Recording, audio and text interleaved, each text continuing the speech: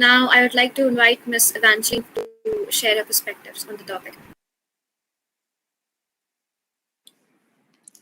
Hello, good afternoon, everyone. Am I audible? Yes, you're audible. Okay, thank you. My name is Evangeline Ndukwe, and I'm a senior product manager with Nubia Mega Technology. It's a startup company, tech company here in Nigeria. I also want to use this opportunity to really applaud all the former speakers. I've really followed all the speakers through from day one up until now. Everyone have really spoken very well. I really want to applaud everyone. So I'll be speaking on the topic, emerging role of product development in startup ecosystem. I'll just quickly share my screen so that I'll carry everyone alongside. Thank you.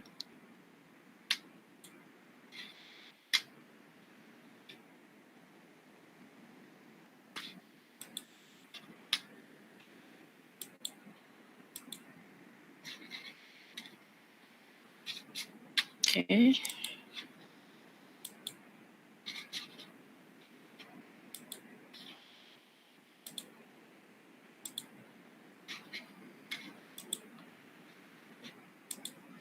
Okay, let me know when everyone can see my screen.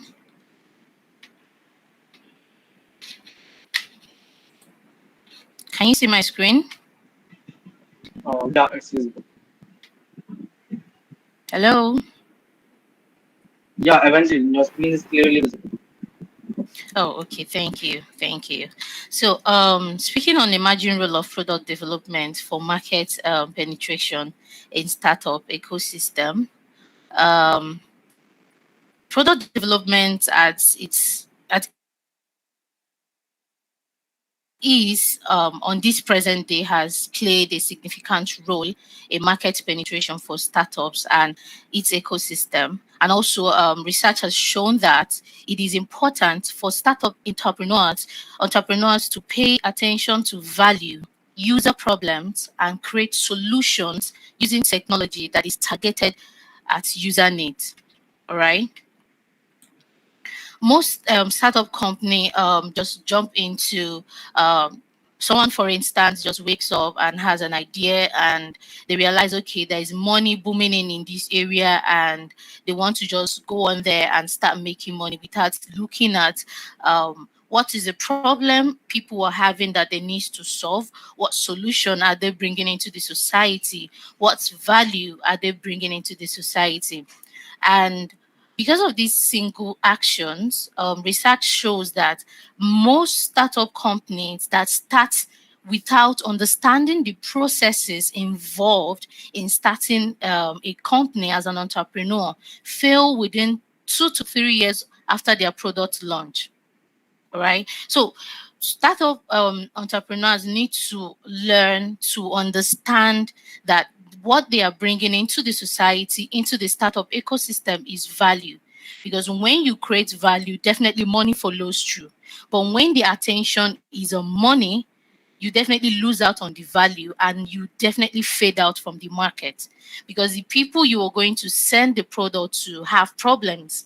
All right.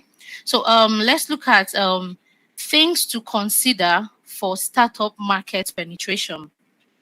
The first here is research on user problems. All the speakers have spoken on user problems and user research. Yes, indeed. Before you think of, if you think of, for instance, you want to start a food delivery application, what problem are people facing, ordering food? Are people having issue ordering food? Are people, you look at category of users, people who are civil servants, who are uniform personnel, people who are busy, what problems are they facing? And you can actually find out this problem through user research. User research, you can do user research from different angles. You can do from maybe research on what problem people are facing ordering product. What problem do people face? For instance, someone who works in the bank, who barely had little or no time to take a break, for instance, how do they survive? So you need to also look into what problem people are really facing, all right, before you think of, oh, okay, I need to come. Is this something I can do? Is it a problem I have a solution for? So when you found out the problems in the market that you are willing to solve, you're willing to bring solution. The next step is now research on solution, right? One of the ways that can help you research for solution, you can ask questions, you can consult people who have been there before. You can have a mentor, because I believe strictly that there is nothing new on earth, because whatever you are going to do today, someone has done it. So even if it's a whole new idea, there are experts who can help you in doing a lot of critical thinking and strategic planning. All right. You look at solution, you gather team, experts, professionals who measure in different angles, who can bring into the table. Like the former speaker mentioned, you should involve the engineering team. All right. Bring in engineering team. All right. Bring the data analyst team, bring the designing team, bring the AI team, bring all the necessary professionals that you need to profound that solution. And then you guys start talking about it. You start breaking it down. Okay, this is what we want to do. How do we go about it? How does it affect? And one other thing people miss out in bringing in solution is they miss out the user scenarios. All right. So as you are trying to profound solution, doing a lot of thinking, a lot of strategic thinking, planning, also look at user scenarios. If a user wants to do this, what would the outcome be? As a user, I want to do this. What would the outcome be? User stories will have to come in, because user stories have to do with user scenarios. By the time you bring down all these user scenarios, it will help you to even come up with designs. Then you look at the designs, you iterate the design. With this design we have, is this design user centric?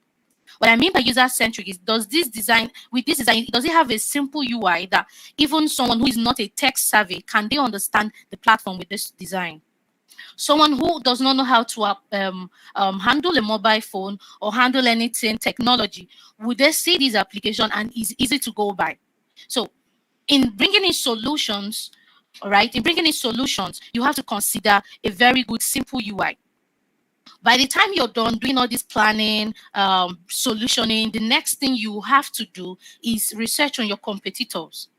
Now you have a design, then you have to compare it with what doing out there. Sometimes you find out that when you are doing competitor analysis research, you realize that there are loopholes. All right. Some, for instance, if you're working on a food delivery application, one of the best ways to research on your competitors is to go through maybe the Google Play Store or the Apple Store. Look at reviews, what people are saying about their product, and not just focus on the negative aspect of their product. Also listen and pay attention to the positive angle, because it's also going to help you to know how to navigate around the target market. This is also another way you can also hear the problem people are facing. Someone use a certain delivery application, and there is low functionality and delivery is delayed, products are mixed up, all those problems. You point out all those things. Now you look at yourself with your team and you'll be like, okay, these are the problems our competitors are facing. We have to be the solution to this problem. So finding out users' problem is not really that difficult if you would understand the process. So many entrepreneurs startup they don't study the process. They just jump. They don't count accordingly. And when you jump process, you always land in destruction.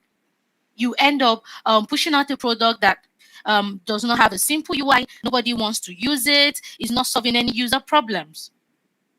All right. So these are the things you have to look into. So by the time you study your competitors, you now say, okay, what next? Which is stats, development, and cross-functional team. Okay, this is the product. We found out the solution. We found out the design that will suit the people. Right, the design that will suit the people. Now, what professionals, what careers are we going to be bringing on board to solve this problem, to produce this solution? Because the solution you are going to develop is now targeted to the exact user problem. Now you set out, okay, you need a development team, you need a product team, you need a design team, you need an analytics team. You bring out all this team and you start working in unison to make sure that this product is what is solving the user's problem. All right. The next thing you're going to be doing is understand market trend. In as much as you have researched, found out the user problem, you've mapped out the solution you feel would solve those problems targeted at a particular user angle or target market, you've researched your competitors, you found out all of these things. You also need to understand what is trending. If a particular, for instance, you build a mobile app and the trend then was each mobile app has a button navigation buttons, and recently what is already trending in the market is now a side menu, right? You need to also pay attention to that. Then you need to also pay attention when people are signing up. Those little details matter. Some entrepreneurs, what they do, what they focus on the money they are going to gain and forget these little details. And when you're building a software product without looking into these tiny details, it's always it doesn't always go well. The product, when you look at the product, you realize that a lot of details are mixed out and users will always have problem navigating your product. So whenever you're building any product, you have to have the user in mind. The user should always be in your mind, no matter how smart you think you are or your experience in your field. It doesn't matter if you're a professional, if you're a professor in your career. Whatever you know does not matter if that product does not solve users' problem. If that product does not have a good UI that is as easy as someone who is not tech savvy to use it, then whatever you know or whatever you've done, it's just a waste of time. All right. So you need to understand the market trend. What are people demanding right now in the market? Yes, you know the problem, but what are people demanding right now in the market? And it's very easy. You can run a research on the market trend through your sales representatives. You can run it through your business development analyst or different business development manager. These are the people that know, that interact with the customers out there in the market. They understand what is currently trending more than you, who is a product person, or more than you, who is a CEO, or more than you, who is the engineer of the product, because they have a more cordial relationship with the users. All right. The next thing you have to look into is your MVP focus. A lot of startup companies or entrepreneurs make this grave mistake, and that mistake is simply they have a huge idea, they have a wonderful idea, amazing ideas, and they want to bring out all those ideas at the same time. It doesn't always work that way. All right.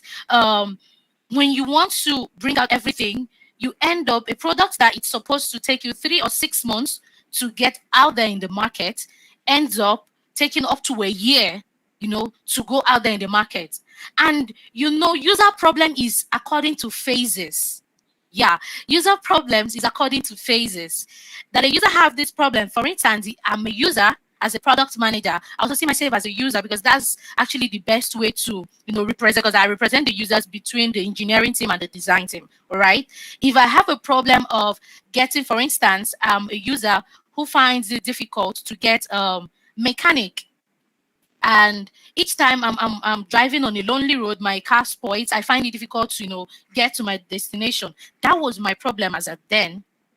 And you found out that this is a problem. Okay, you need to build an application that will solve this problem, whereby when someone is stranded in a lonely environment, they could use your app and order for a mechanic engineer to come fix the car. This is the problem this user was facing, and you as an entrepreneur, you have this in mind. Then you start thinking, oh, okay, if I'm able to add mechanic engineers, I will also mechanical engineers, I will also add people who do painting, people who do this, people who do that. By the time you add all these features in the application, another entrepreneur who understand how important it is to prioritize will focus on that one single problem and profound solution and solve that problem. Now, see what happens by the time you go into the market, which is possibly almost a year. That solution you are bringing, it's no longer available. It's no longer needed in the market. Someone else or a group of other entrepreneurs have solved the problem. Now you will now struggle. Remember, we're talking about market penetration, right? Now it's going to make you to struggle to be able to penetrate the market because you've wasted a lot of time trying to develop a whole world in one application rather than focusing at each problem of the user at a time. I like using rice framework prioritization rice framework prioritization. I use it because it will help you. First of all, you look at the reach. How many persons do you want to reach? That's the rice framework. All right. How many persons do you want to reach? Okay, you calculate, okay, these are the users. You do your total available market, right? Total available market and all of those sum, sum, and tam. You get, okay, these are the number of persons we want to reach. Okay, now the next thing you have to look at, okay, what resources, because it's another angle. Young entrepreneurs or startup companies fail. They just have all the whole ideas. They don't do proper research. They don't follow proper processes. They just jump into development. And in terms of development, they don't also consider the number of resources or the amount of resources that would be needed to get that product concluded. You see an entrepreneur building a software product that would need up to, let's say, 8 sets of engineers in different fields. Let's say, if it's a massive product, you might need 2 front-end engineers, 2 back-end engineers, maybe 2 mobile teams. You know, have a QA personnel, have AI personnel if needed, have a DevOps person, right? You realize that these are other professionals that you might need, but this particular entrepreneur will not understand these processes. The person will just pick out one engineer, and the annoying part is they won't even choose out one front end or one back end. They go ahead and just choose one full stack developer. You're choosing a one full stack developer. Excuse me, He's the only Evangeline. one. If you could just wrap Yeah, it up in 2 minutes. yeah, okay, it's fine. Thank you. Yeah. Thank you.